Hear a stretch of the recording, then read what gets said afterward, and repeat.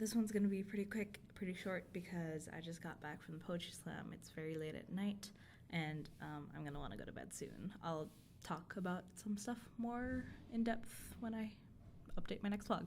Okay, so I'm in Chicago now. It's really exciting, and I got to go to the Green Mill, which is the home of the very first Poetry Slam. I got to meet Mark Smith, which is amazing, and he gave me his contact information, so I can hopefully be able to interview him tomorrow, so that'll be fun. It was really great being able to go to the Slam and see everything. We saw some really amazing poets, and it kind of made me feel better about my project and the way that things were going. I got to make a lot of connections tonight. Hopefully people I'll be able to follow up with and talk to, so that'll be really good for my project, finally getting those interviews all put together, finally having some solid stuff that I can work with. So I'm really excited for that. Let's see. One of the things that really struck me about tonight was the way that people kept on talking about storytelling and slam poetry, and how slam poetry in particular is something that people use to tell their stories, which makes absolute sense. It's a way of communicating your feelings, your thoughts, your life. And I think that's a really important, again, connecting back to history. I mean, it's people talk all the time about saying it's his story and talking about her story, but I think the one important thing about history is the fact that it's a story.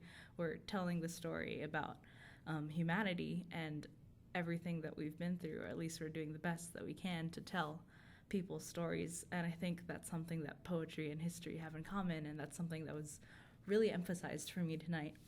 And so I think it's going to be really interesting to see the way that this all comes together, the way that people tell their stories over time, and the different ways that people tell it too, because on the one hand you have history, which a lot of people consider this very austere and somber sort of subject with facts and dates and important people and all of that. And then on the other hand, you have the artists and poets and people like that who are telling more personal stories, the stories of their own lives and the stories of themselves.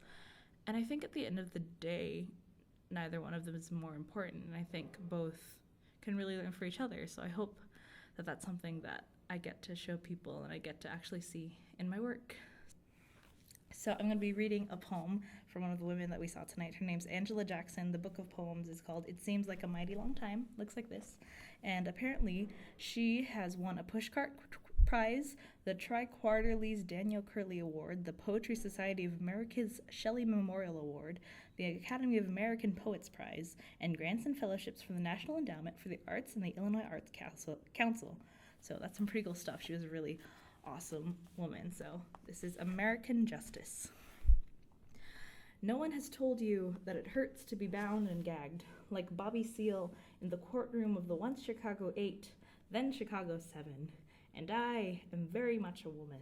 I sing because I am not free. I sing because I hurt to be bound so long you have forgotten who I am and who I used to be and what I stand for.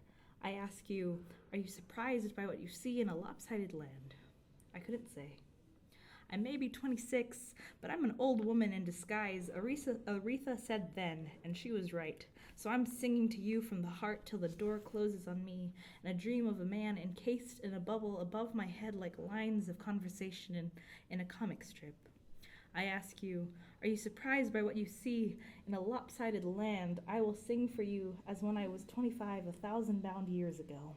There's a reason why Aretha drives her voice like a car, a pink Cadillac with the top down. Close your eyes and see a star over a dusty city, outlines of lives filled in smoke, concrete, and you cruise through decades and feel unbound. With the top rolled down, there's a history hidden in Aretha's voice, the quick river we crossed, the turbulence in the air, the freedom riders riding, the fire next time, out of a south of children hungry.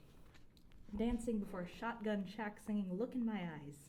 What do you see? Surprise, surprise, you look just like me. I see more than that.